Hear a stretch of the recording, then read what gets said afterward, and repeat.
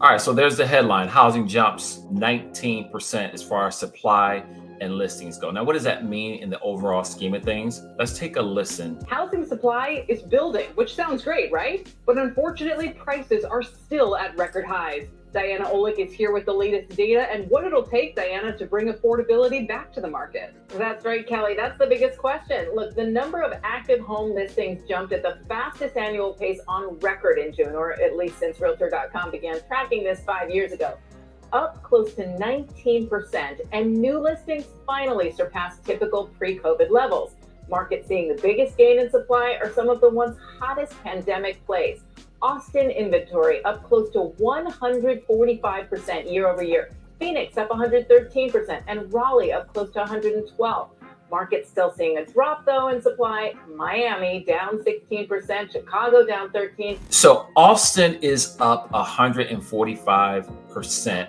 Okay, so let's break this down so I really make sure you understand what that means. Okay, so from a year ago, Austin's inventory levels are up 145%. Okay, so a year ago this time, Austin was absolutely bonkers, to use my boy Travis's words. It was insane, right? So we know, and if you're in the Texas market, you know Austin was just off the charts as far as the number of listings, the number of buyers, the amount that people were willing to pay over asking price.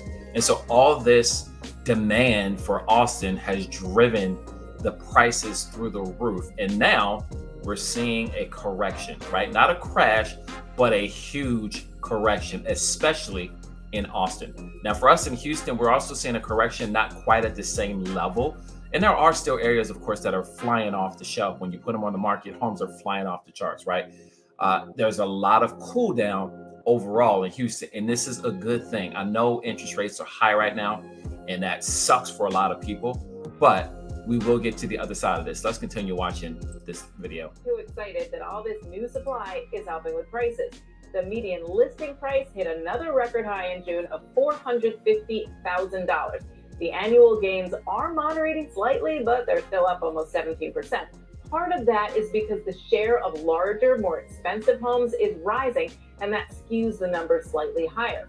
As a result, of course, affordability in the second quarter of this year dropped in the vast majority of the nation.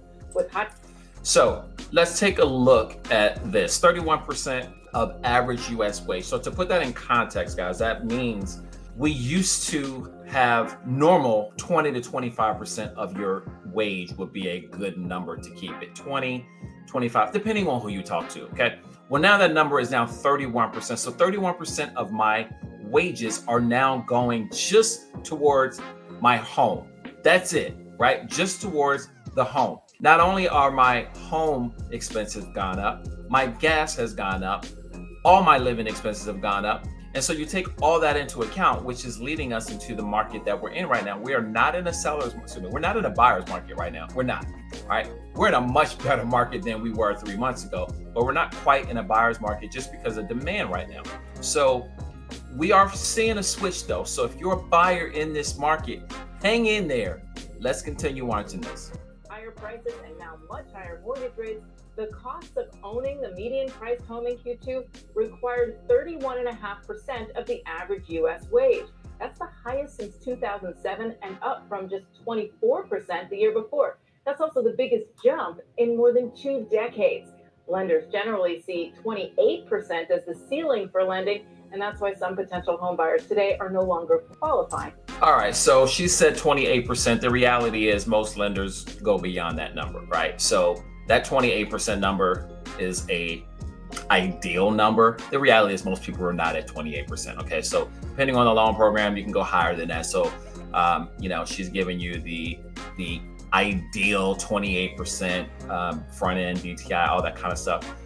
Don't pay too much attention to that number because the reality is most people are not at that number. But bottom line here is expenses of housing, gas, utilities, everything is higher. And so we're going into a recession, right? In my opinion, we're already in a recession, right? I don't need the government to tell me that we're in a recession. I feel like we're already there.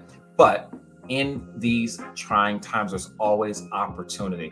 right? So if you can still afford to own a home with a higher interest rate right now, it is still, in my opinion, a good opportunity to buy. The demand has slowed down. That's a great thing if you're buying, slow down. And so this is an opportunity for you to get into a housing market as it's on the downside, because you can't time the bottom, right? We don't know when the bottom's going to really hit.